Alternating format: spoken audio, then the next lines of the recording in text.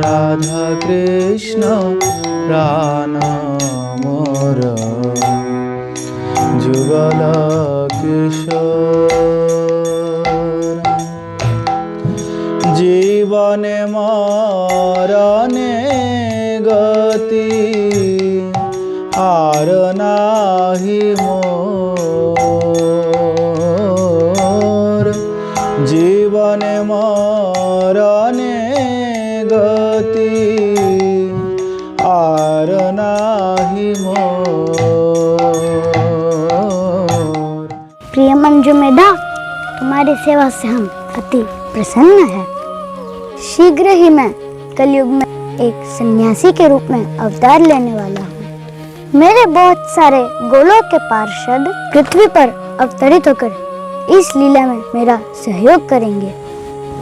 हे मंजू मेधा, तुम भी उत्कल क्षेत्र जगन्नाथपुरी में एक ब्राह्मण के घर में जन्म लेकर इस लीला में मेरा सहयोग करना। हे गोविंद, मैं तो आपकी अशुल्क दासी हूँ। आप जो आदेश देंगे वो मेरे लिए शिरोधार्य है। संन्यास लेने के पश्चात श्री चैतन्य महाप्रभु जगन्नाथपुरी में काशी मिश्र के घर पर रहते थे, जिसे गंभीरा मठ भी कहते हैं।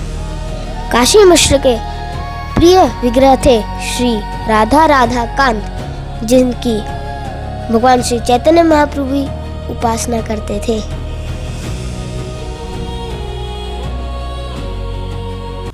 मंजू मेधा गोपी ने एक उड़िया ब्राह्मण के परिवार में गोपाल नामक एक बच्चे के रूप में जन्म लिया, जो भगवान श्री चैतन्य महाप्रभु को अति प्रिय था।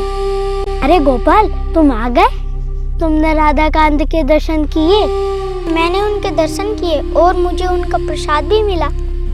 तुम बहुत भाग्यशाली हो गोपाल। यदि तुम बचपन से ही ये सब भक्ति के कार्य करते रहोगे तो तुम बहुत अच्छे कृष्ण भक्त बन जाओगे। भक्ति के सभी नियमों का यही उद्देश्य है, हमेशा कृष्ण को याद रखना और कृष्ण को कभी ना भूलना। इसलिए हमेशा हरे कृष्ण कृष्ण कृष्ण हरे हरे, हरे राम राम राम हरे हरे इसका जाप करना। यदि हम नृत्य के समय भगवान श्री कृष्ण का स्मरण करेंगे तो हम गोलोक वृंदावन धाम पहुंच जाएंगे। हरे कृष्ण कृष्ण हरे हरे राम राम राम हरे हरे कृष्ण कृष्ण कृष्ण हरे हरे राम राम राम हरे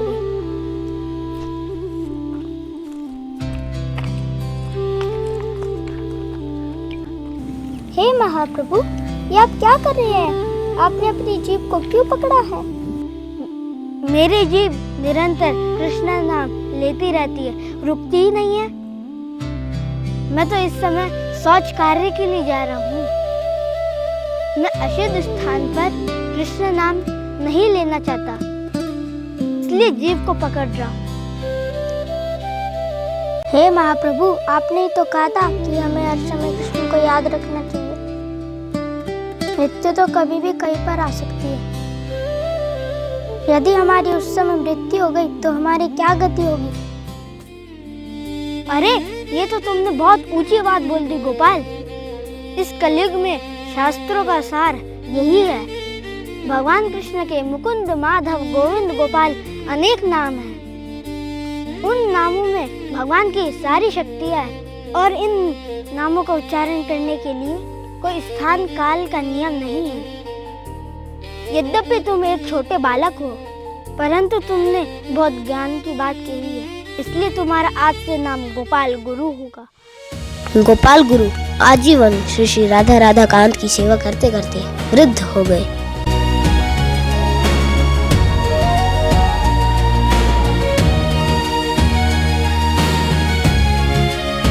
मैं तो बहुत बूढ़ा हो चुका हूँ, कभी भी प्राण त्याग सकता हूँ। मुझे मृत्यु का भय नहीं है। मेरे जाने के बाद मेरे प्रिय राधा राधा कांत की सेवा कौन करेगा? कौन उनका श्रृंगार करेगा? कौन उन्हें भोग खिलाएगा? मेरे प्रिय गोपाल गुरु, चिंता ना करो, तुम्हारे लिए मेरी एक विशेष योजना है। कल प्रातः एक दिव्य बालक आएगा, तुम उसे ही दीक्षा देना और वो मेरी सेवा करते रहेगा।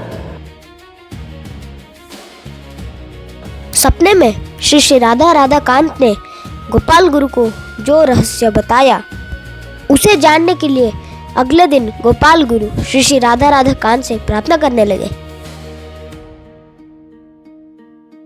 अगले दिन वह ब्राह्मण बालक प्रकट होता है जिसे देखकर गोपाल गुरु आनंदित होते हैं और उसे दीक्षा देकर श्री श्री राधा कांत की सेवा देते हैं और गोलोक धाम प्रस्थान कर जाते हैं।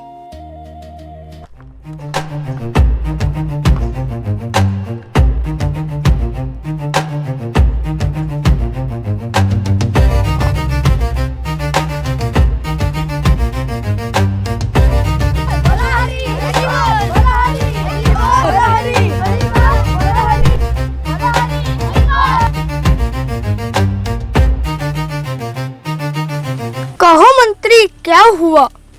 महाराज, राधा कांत के प्रिय भक्त गोपाल गुरु आज हम सबको छोड़कर गोलोक चले गए। ये तो बड़ी दुख की बात है। अब उनके बिना राधा कांत की सेवा कौन करेगा? महाराज, कोई ध्यानचंद्र गोस्वामी नाम का व्यक्ति राधा कांत के सेवा का दायित्व ले लिया है। क्या? हमारी अनुमति के बिना कैसे हो सकता है? गोपाल गुरु ने तो हमें ऐसा कुछ नहीं बताया था। पकड़ के लाओ ध्यानचंद्र को, मैं उसे बंदी बनाऊंगा। हे ध्यानचंद्र गोस्वामी, तुम पर ये आरोप है कि तुमने राधा कांत मंदिर की सेवा हथिया ली है, इसलिए महाराज ने तुम्हें बंदी बनाने का आदेश दिया है। अरे, गोपाल गुरु आ गया मेरे पास गोलोक वृंदावन धाम और ध्यानचंद्र गोस्वामी पहुंच गया राजा के पास। लग रहा है मुझे कोई नई लीला करनी पड़ेगी। गोपाल गुरु, हाँ, जाओ अपने शिष्य की रक्षा करो। मैं अभी जाता हूँ। वो वहाँ पर फंस गया।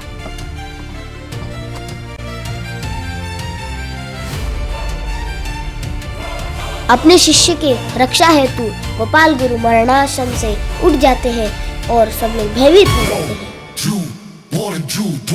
भूत भूत भागो भागो।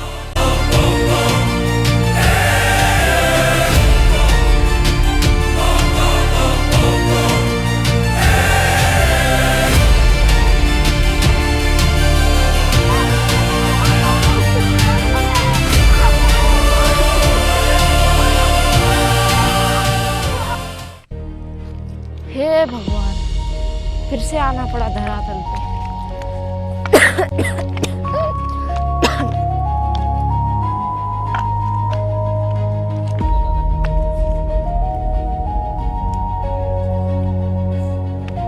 अरे गोपाल गुरु, आप फिर से प्रकट हो गए।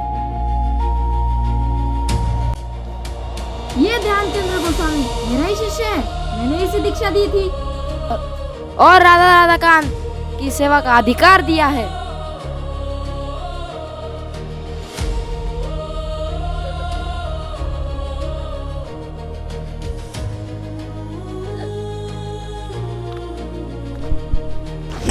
इस प्रकार गोपाल गुरु ने प्रकट होकर अपने शिष्य को प्रमाणित किया और फिर कुछ साल पृथ्वी पर रहते हुए ही भक्ति का प्रचार किया।